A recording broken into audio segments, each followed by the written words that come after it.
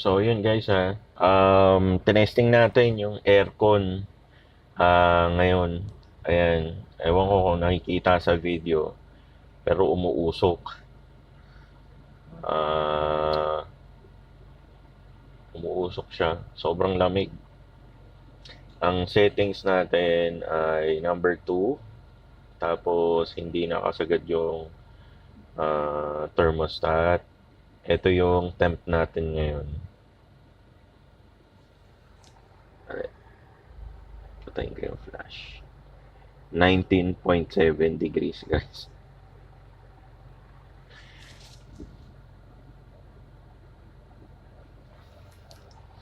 Isang cycle pa. Whew, lamig.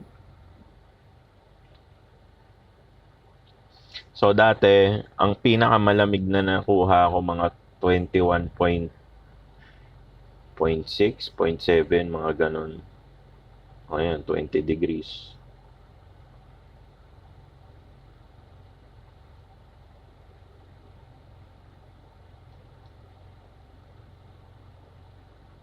So panalo guys, okay na okay yung paglinis natin.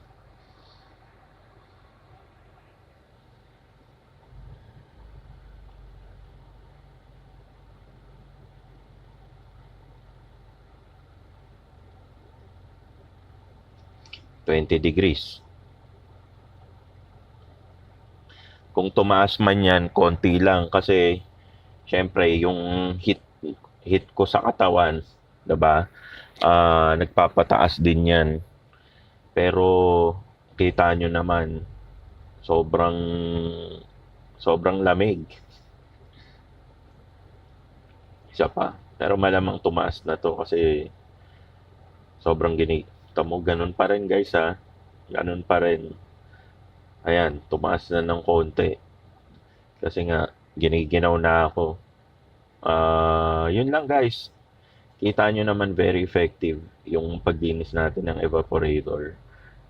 Kung wala namang leak yung aircon nyo, okay na yun yung method na ituturo ko sa inyo.